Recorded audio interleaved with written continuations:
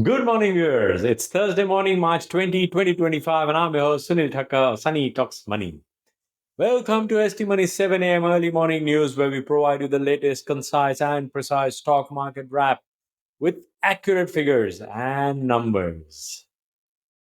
Stocks climbed and bond yields fell as Jerome Powell calmed tariff obsessed investors, signaling the Federal Reserve saw no need for drastic action in the face of Donald Trump's trade war and its impact on inflation. After central bankers held monetary policy steady, as expected, Powell was measured in his assessment of how the president's actions might shape the economy, citing the potential for the impact of tariffs on consumer prices to be transitory. The jump in stocks, the biggest for any Fed day since July, follows a bruising 4-week stretch in which the S&P 500 slid into a correction. After an epic stretch of cross-asset volatility, Powell threaded the needle. His calibrated tone on recession risk, stating it was not high, soothed nerves among stock investors.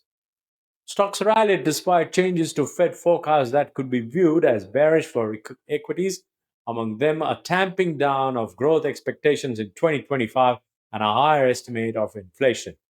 That's because the correction in stocks already accounted for a significantly worse economic backdrop than existed when the Fed last met. The move wasn't as hawkish as many investors feared, which added fuel to Wednesday's stock market rally. The Dow Jones Industrial Average rose 383 points or 0.92% to 41,964. The S&P 500 gained 60 points or 1.08% to 5,675. And the Nasdaq Composite gained 246 points or 1.41% to 17,750. The Federal Reserve kept rates unchanged as widely expected, and as the central bank and investors continue to gauge how President Donald Trump's tariff policies will affect the economy and inflation. The central bank kept its benchmark overnight interest rate unchanged in the 4.25 to 4.5% range and indicated that 2 quarter-point interest rate cuts were likely later this year, the same median forecast as 3 months ago. The Fed also forecast slower economic growth and high inflation. The Fed also said it would reduce the pace of the drawdown of its still massive balance sheet as it faces challenges in assessing market liquidity during an ongoing impasse in the US Congress over lifting the government's borrowing limit. Given growing worries around tariffs and how they could affect US growth and inflation, the Fed took a widely expected wait and see approach on rates. A lot will depend on how the inflation versus growth trade off develops.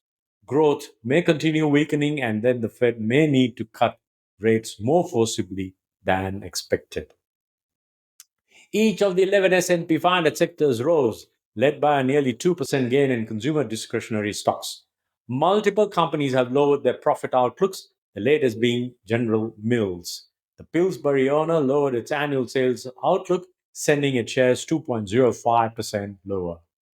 Meanwhile, Boeing shares jumped 6.84% after the aircraft maker said it does not see a near-term impact from tariffs. Meantime, the central bank's move to trim growth assessments gave fuel to the bond rally, with traders and the Fed now aligned on the rate cut outlook this year. The central bank also approved plans to slow the reduction of its $6.8 trillion asset portfolio, seeking to avoid money market strains this year after lawmakers raised the federal debt limit. Treasuries saw an abrupt reversal, with the 2-year yield sinking below 4%. 10-year Treasury yields gave up earlier gains and traded at 4.257%, down from Tuesday's close of 4.28%. In other trading, the US dollar strengthened against a basket of currencies. Gold prices notched a new record high, adding 80 cents a troy ounce to settle at $3,035. Bitcoin rose 4.2% to 85,489. West Texas Intermediate crude rose 0.5% to $67.23 a barrel. And that's the wrap for today, my dear viewers. And if you got value from this, please do subscribe, like, and share this video as much as possible. You can contact me at st-money.com for any further information. I will see you again tomorrow morning. In the meantime, happy investing, stay inspired, and remember, it is all about Money.